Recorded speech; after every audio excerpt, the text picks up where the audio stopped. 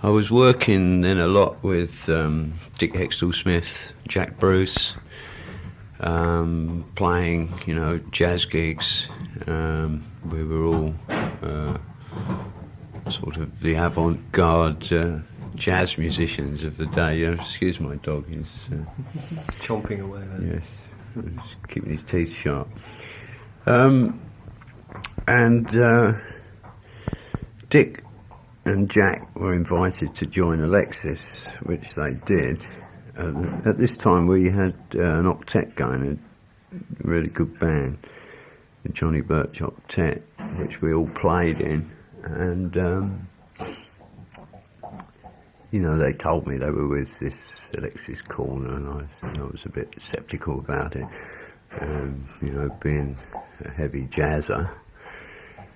And they were, that's the only thing wrong with the band is that it was Charlie Watts was playing the drums, and Charlie, he'd not been playing very long, and he wasn't really up to the standard of the rest of the band, really. Anyway, Charlie heard, I think more than likely from Hextall-Smith, that I was in need of work, and he left the band so that I could join the band, which is a pretty unbelievable step. He's a really nice bloke, Charlie, and it did me, it sort of changed my whole thing around. Now, you were living in London. How old were you at that time, and what period of time in the 60s was that? This is 1963, so that makes me 24. I was in a terrible state at that time. I was a registered junkie, not a very nice person at all. Funny, it was Alexis and Cyril Davis and Dick Hextall-Smith, after I'd been with the band about 2 or 3 months, that they took me home and gave me a lecture and opened my eyes, because I didn't realise what an obnoxious bastard I was, and having it pointed out by 3 people that I respected did me a lot of good, because from that moment I stopped going downwards and started climbing back up again and coming back to reality.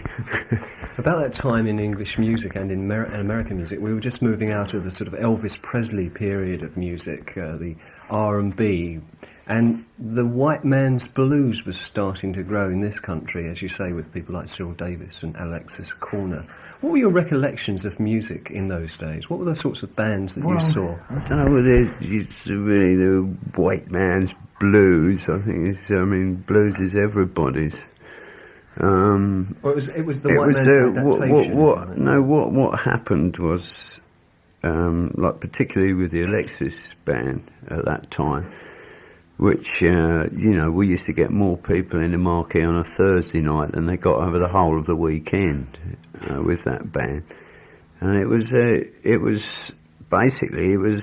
we found a common thing, which was the blues. It was like Dick, Jack and I were, until we played with Alexis, we were out and out jazz players. We were modern jazz players, and very avant-garde, far out ones. We got together then with Alexis, Johnny Parker on piano, and Johnny I played with and known for years and years, you see, because I came from traditional jazz long before that. I turned professional in 1957. You see. So it wasn't 57, it was 56 in fact. Cyril, Alexis and Johnny were sort of, very, very heavily blues orientated, and with Jack, myself and Dick in the band, I think, the music that happened, we all sort of picked up off each other, It was like the very first time I played with the band, it was bloody amazing, Cyril Davis didn't want to know about me being with the band until he heard me play.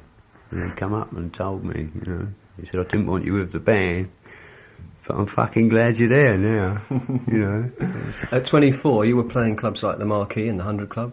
Yeah. Of course, those clubs weren't rock and roll clubs. They didn't have heavy metal and punk bands in those days. It was mostly jazz, traditional jazz and blues, wasn't it? Yeah. yeah. Well, you see, there was rock and roll. The music, it was divided into sort of two main camps, really. Then was traditional jazz and rock and roll. And we sort of drew a line straight down the middle, and we appealed to the trad fans and the rock and roll fans simultaneously, and everybody else as well. The whole thing became, instead of like today, you've got all these separate little groups again. We came along, and all the little groups became one enormous one. It was celebration time. It was, that's what it was. So, after working with Cyril Davis and Alexis Korner, you went into the Graham Bond organisation. How did that come about? Well, we did a gig with Graham. You see, Cyril left Alexis. What had happened, although we didn't know it at the time, Cyril had discovered he'd got leukemia. None of us knew, but he left the band. We didn't really know why. It was something to do with him and Alexis. And Graham came into the band, got a Hammond organ, and became an organ player as well as an alto player overnight. He was the first person to stick a Leslie speaker on a Hammond. He got it all without paying with any money. I don't know who paid for it eventually. I think Stigwood probably got lumbered with it. Because, you see, we did a gig anyway in Manchester, just Jack, Graham and I, in a club, a small club. And it went down absolutely amazingly. And so Graham came driving back from Manchester. Graham's raving on about, this is it, we've made it. And we've got to leave Alexis and work with this. And Jack and I convinced him, no, we'll wait 3 months, we'll do the odd gigs, we'll keep working with the octet and with Alexis. And we were doing very well like this, we were working every night, How much money were you earning in those days? How much were you getting per gig? Per gig, I don't know, you'd work out. I mean, with Alexis we were getting about 16 quid a week for 4 gigs, I suppose. And with the other gigs we were doing, but it got better, you see. At that time I remember, because I used to keep a graph on the wall, see how much I was earning, and at this time it had gone up to, I was earning something like 55 quid a week. Which is good money in those days. Yeah, this is sort of 63. It was good money, yeah. Well then, after agreeing that we'd wait 3 months, the very next day Graham left Alexis for both of us. He gave both Jack and I's notice in, told Alexis we were leaving, and we found out when we turned up to rehearsal that we'd left the band, It was, and we got John McLaughlin on guitar, and that was the start of the band, yeah. And of course the Graham Bond organisation was a training ground for a lot of people, as you say, like John McLaughlin and Jack and yourselves, to continue working at your art. Dick Hextall-Smith, did he figure in the Graham Bond band at all? Yeah, well, you see, after about 3 months with Graham, after we'd left Alexis, we discovered my graph had plummeted down to £12 a week again.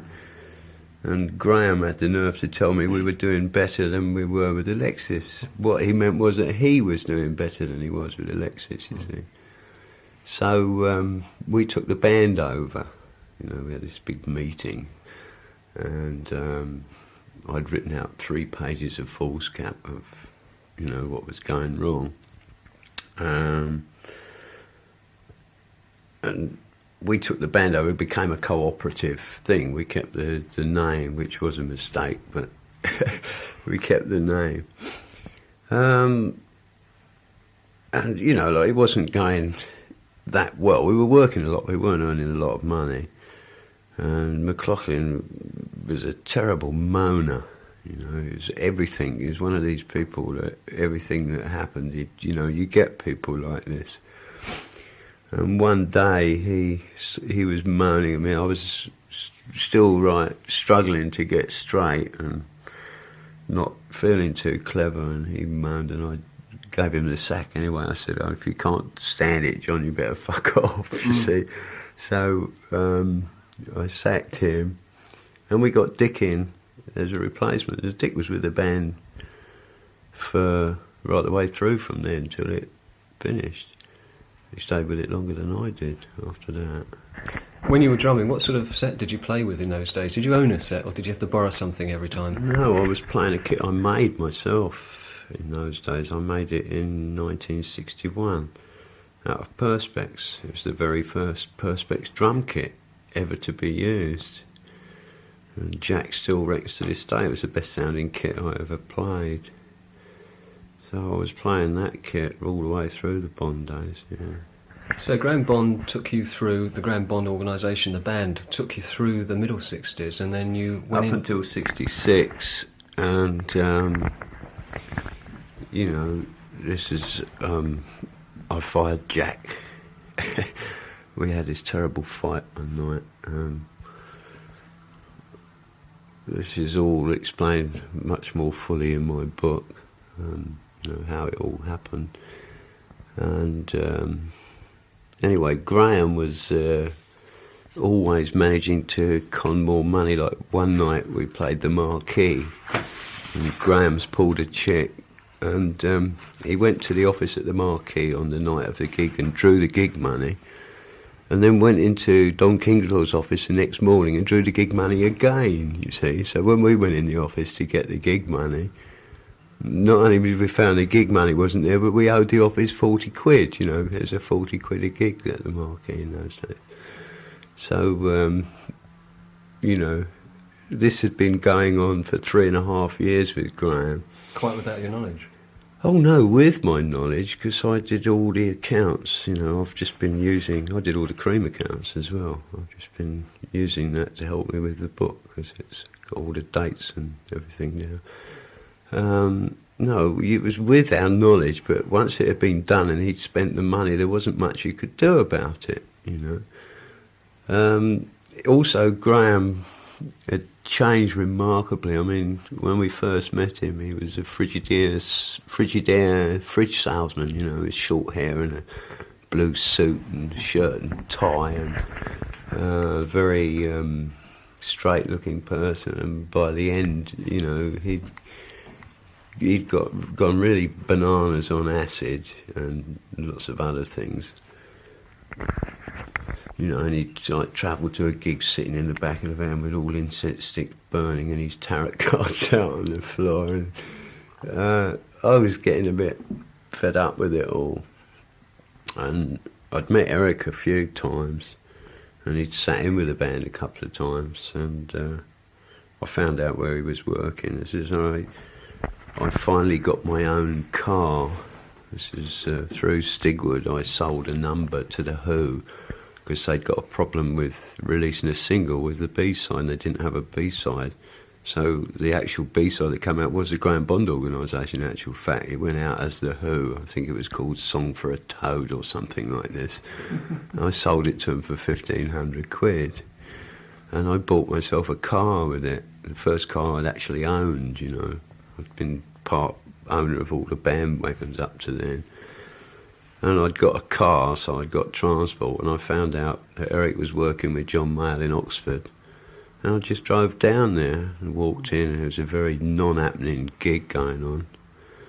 And Eric said, "Why don't you sit in after the interval?" And sat in, and the place just went wallop, it went mad, You actually you know. played in the band that evening, did you? Yeah, I sat in for a couple of 3 numbers with Eric, and it really took off. It was absolutely amazing. And after the gig, I just said to Eric, you know, like, I want to split with Graham, I'm going to get a band together, are you interested? And he said yes straight away.